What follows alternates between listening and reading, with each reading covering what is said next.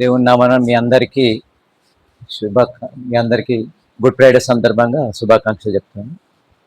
దేవుడు నాకు ఇచ్చిన యొక్క తరుణం బట్టి దేవునికి వందనాలు చెల్లిస్తున్నాను. అంటే నాకు పెద్ద అనుభవం ఏం లేదు, కానీ దేవుడే మాట్లాడుతున్నాను. సరే, చివరిగా మనకు 7వ మాట ఒకసారి చదువుకుందాం. 7వ మాట ఒకసారి. అప్పుడు యేసు గొప్ప శబ్దంతో కేక వేసి, తండ్రి, నీ చేతికి నా ఆత్మను అప్పగించుకొనుచున్నానని ఆయన ఇలాగ చెప్పి ప్రాణము విడిచాడు. అయితే చివరిగా దేవుడు వచ్చిన ఉద్దేశం మనకు అందరికి తెలుసు. అయితే చివరిగా మాట్లాడిన మాట దేవుడు సమస్తం ఆరు మాటల ద్వారా అతడు అనుకున్నది చేశాడు. చివరిగా ఆ యొక్క ఆత్మ గురించి దేవుడు ఇక్కడ మాట్లాడుతున్నాడు. మనకు అందరికి తెలిసిందే, దేవుడు ఎందుకు వచ్చాడు? మన పాపములను క్షమించడానికి, మనకు రక్షణ ఇవ్వడానికి వచ్చాడు. ఒక చిన్న ఎగ్జాంపుల్ ద్వారా, ఒక దేశంలో ఒక గొర్రెల కాపరి అతడు గొర్రెలు కాస్తుండగా అది ఒక ట్రైన్ పక్క పంటి అతడు కాసుకుంటుండు. ఆ యొక్క కాస్తున్న సమయంలో అక్కడ ఒక పెద్ద బాంబు పేలినట్టు అతడు ఆ శబ్దం విని దగ్గరికి పోయేసరికి ఆ యొక్క రైలు వంతెన తెగిపోయింది. తర్వాత రైల్లో కొన్ని వేల మంది వస్తారని అతడు గ్రహించాడు. అతనికి ఉన్న గొర్రెలు ఆ యొక్క సమస్తం విడిచిపెట్టి ఆ యొక్క రైలును ఆపడానికి వాడు ముందుకు ఆ యొక్క పట్టాల పైన పరిగెత్తున్నాడు. అతడు కింద పడుతూ పైన పడుతూ లేచిపోయి చివరిగా ఆ యొక్క రైలు ఎదురెళ్ళాడు. కానీ ఆ రైళ్లకు కొన్ని నియమాలు ఉంటాయి. ఎవరు పడితే వాళ్ళకు ఆపరు. ఎందుకంటే చాలా మంది ఇట్లా ఆత్మహత్యలు చేసుకునే వాళ్ళు, కొన్ని అగతాయిలు వీళ్ళు ఆపుతుంటారు. కాబట్టి అతన్ని పట్టించుకోక అతని పైనుంచి తీసేసరికి అతను చనిపోయాడు. ఆ యొక్క రక్తం అనేది పైకి ఇట్లా ఎర్రగా చిమ్మేసరికి వారి యొక్క రూల్ ప్రకారం రక్తం కనిపించినప్పుడు ఆపాలి.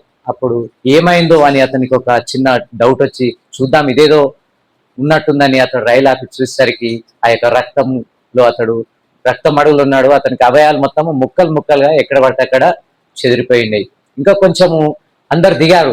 అయ్యో ఎందుకు ఇట్లా ఆపారంటే ఇట్లా ఒక యువకుడు చనిపోయాడు, ఆ యొక్క రక్తం ద్వారా ఆపినని. ఇంకా కొంచెం ముందుకు ఒక 2-3 పర్లాంగుల దూరం పోయేసరికి అక్కడ ఉన్న బ్రిడ్జి వాళ్ళకి ఎవరికి కనిపించడం లేదు. అమ్మో, ఇదేదో పెద్ద ప్రమాదం ఉందని అందరు అక్కడ వేసి చూసి అందరూ ఆ డ్రైవర్ను మెచ్చుకున్నారు. డ్రైవర్, నువ్వే మా ప్రాణం కాపాడావు, నువ్వు లేకపోతే మా పిల్లలు, మా యొక్క సమస్తము, మా యొక్క బంధువర్గం చనిపోయేవాళ్ళు, నీకు ఎంతో కృతజ్ఞతలు చెప్తున్నామని అతనితో చెప్పినప్పుడు, మీరు నాకు కాదా చెప్పేది, అక్కడున్న ఆ యొక్క జీవచ్చంలో పడి ఉన్న అతనికి మీరు చెప్పాలి అంటే అందరూ అతని దగ్గర పోయి అతన్ని ఒక దగ్గర పెట్టి అతన్ని ఆ దేశంలో పూజించేవారట. అంటే ఇక్కడ ఒక గొర్రెల కాపరి మామూలు మానవుడు అంటే అతని యొక్క గొర్రెలు విడిచిపెట్టి అతని యొక్క బంధువర్గం, అతనికి ఉన్నది మొత్తం విడిచిపెట్టి ఒక మామూలు ప్రజల కోసము ఇంత యొక్క గొప్ప త్యాగాన్ని చేశాడు. అదేవిధంగా మన యేసు ప్రభు కూడా అతడు ఈ యొక్క త్యాగాన్ని చేయవలసి వచ్చింది. మన వాక్యంలో చూసినట్టయితే యోహాను సువార్త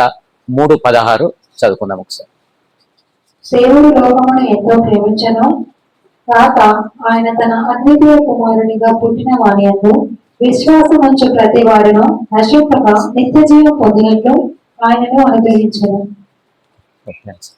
అయితే మన దేవుడు లోకమును ఎంతో ప్రేమించాడంటే దానికి మనకు అవధులు లేవు. ఎంతో అంటే అతని యొక్క ఏకైక కుమారుని కూడా ఇవ్వడానికి అతడు వెనుతిరగక అతడు మన కోసము అతని యొక్క ఏకైక కుమారుని పంపి మనము 6 మాటలు చూసుకున్నట్టయితే అతనికి కలిగిన శ్రమను మనము చూశాము. నేను కూడా అది అనుకున్నది. చివరి వచనం తీసుకున్నట్టయితే అందరు 6 మాటల్లో మంచిగా మాట అయిపోయినా మాట అయిపోతుంది అన్నట్టుగా నేను వచ్చాను. అంటే 6 మాటల్లో చూసినట్టయితే ఏమైందంటే అతని యొక్క శ్రమను మనము గమనించాం.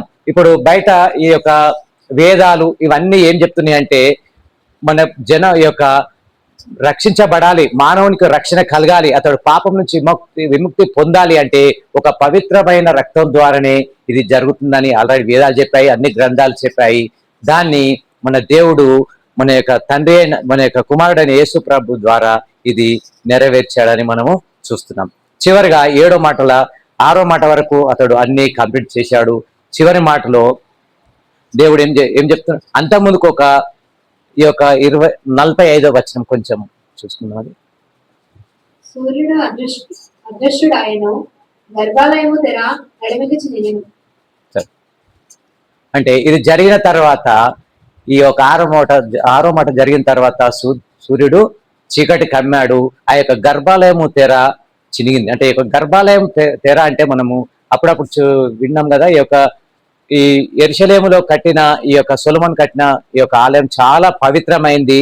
దానికి అందరు ప్రవేశించడానికి వీల్లేదు. ఎవరైతే పవిత్రంగా ఉంటారో యాజకులు మాత్రమే, అంటే పవిత్రమైన వాళ్ళు మాత్రమే ఆ లోపలికి ప్రవేశించాలి. మిగిలిన వారికి ఎవరికి ఆ యొక్క హక్కు లేదు. అటువంటిది ఆ యొక్క పరిశుద్ధ స్థలంలోనికి ప్రవేశించే హక్కు లేదు. ఆ యొక్క పరిశుద్ధ స్థలంలో ఉన్న ఆ యొక్క తెర రెండుగా చీలింది. అంటే మనం కూడా ఆ యొక్క దేవుని సన్నిధిలో ప్రవేశించడానికి, మనము పరలోకంలోనికి చేరడానికి దేవుడు ఆ యొక్క తెరను రెండుగా విభజించాడు. దాని ద్వారా ఇప్పుడు మన పాపులమైన మనము, అంటే సర్వ జనులము మనము దేవుని రాజ్యానికి చేరడానికి దేవుడు ఈ యొక్క ఆ తెరను రెండుగా చీల్చాడు. చివరిగా మనం ఈ యొక్క ఆత్మ సంబంధంగా చూసినట్టయితే యేసు ప్రభు మన ఈ యొక్క భూలోకానికి వచ్చిన తర్వాత మొదటి ప్రసంగంలో, కొండ మీద ప్రసంగంలో మొదటిగా దేవుడు ఆత్మ గురించే మనకు ప్రవచించాడు.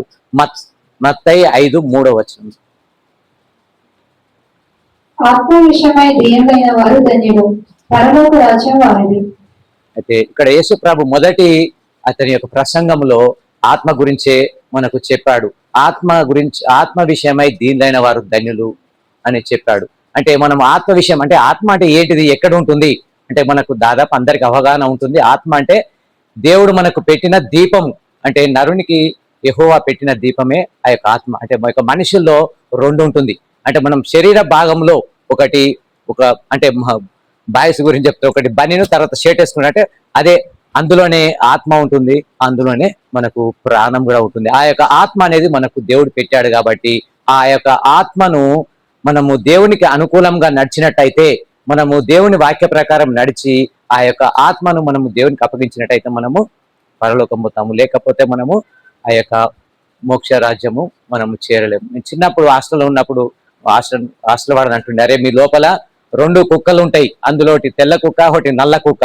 అంటే తెల్ల కుక్క ఏం చెప్తుంది ఎల్లప్పుడు, రే నువ్వు మంచి చేయరా అని చెప్తుంది. నల్ల కుక్క ఏం కాతి, దానికి తెలివతి నువ్వు చేద్దాం చెడ్డ పని అని. అంటే మన లోపల దేవుడు ఆత్మ ద్వారా మనకు ప్రేరేపిస్తూనే ఉంటాడు. మనం చేసే పనులు మంచి చెడు అనేది మనకు ఆల్రెడీ తెలిసి ఉంటది. అయినా కానీ మనం ఏం చేస్తాము, ఈ యొక్క దేవుని ఆత్మని ఎదిరించి మనం పాపం చేయడానికి ఎక్కువ మనము చేస్తుంటాం. కాబట్టి మనము దేవుని ఆత్మను మనం ఏం చేయాలి, దేవుని ఆత్మ ప్రకారం నడిచి మనము పరలోక రాజ్యం పొందాలంటే దేవుని యొక్క వాక్య ప్రకారం నడవాలి.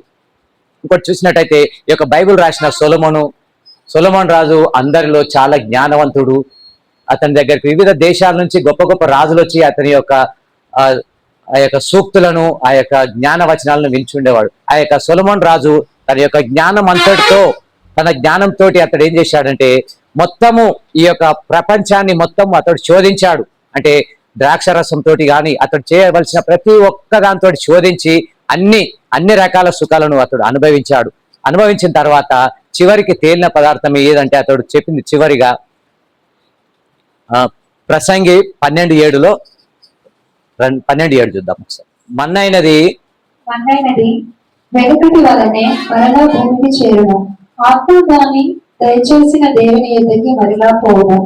ఇప్పుడు మనిషిలో చూసినట్టయితే అతడి యొక్క మరణ దినం తర్వాత ఆ యొక్క మన శరీరం మట్టిలోనికి వెళ్తుంది, ఆ యొక్క ఆత్మ దేవుని దగ్గరికి వెళ్తుంది. అయితే ఇది సొలొమోను ఏ ఉద్దేశంతో అన్నాడంటే, అతడు తన జీవితం మొత్తము నేను యొక్క రాజునైనాను కాబట్టి నాకు సకల భోగాలనే కాబట్టి ప్రతి ఒక్కటిని అనుభవించి ఏది మంచి ఏది చెడు అని అతడు అన్ని అనుభవించాడు. చివరికి అన్ని అనుభవించిన తర్వాత అతడు ఏం చేశాడంటే, ఈ యొక్క బాల్యము యవనము ఇవన్నీ పనికి మాలినే, ఏది కానీ మనం అనుభవించింది ఏది కూడా మన తోటి రాదు.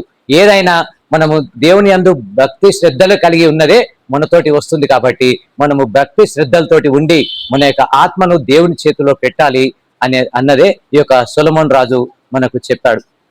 అయితే ఈ యొక్క నరుని యొక్క ఆత్మ యెహోవా పెట్టిన దీపం. ఈ యొక్క దీపాన్ని మనము సరిగా కాపాడుకోవాలి. దీన్ని సరి అయిన మార్గంలో మనము దీన్ని నడిపించుకోవాలి. అంతేగాని దీపాన్ని తీసుకొచ్చి మనం ఎక్కడెక్కడో దాన్ని అపవిత్రం చేయకుండా దీన్ని కాపాడుకోవాలి.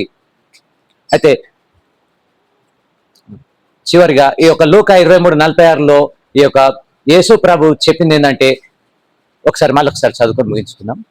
అప్పుడు యేసు గొప్ప శబ్దంతో కేక వేసి, తండ్రి ఈ చేతికి నా ఆత్మను అప్పగించుకొనుచున్నానని. యేసు ప్రభు అతడు వచ్చిన పని సమాప్తం చేశాడు. తర్వాత ఆ యొక్క పనితో పాటు ఆ యొక్క దేవుని యొక్క ఆత్మను దేవునికి అప్పగించాలి. అంటే మనం ప్రతి ఒక్కరము దేవునికి అప్పగిస్తాం కాబట్టి ఆ యొక్క యేసు ప్రభు అతడు చేసిన పనులన్నీ సఫలం చేశాడు.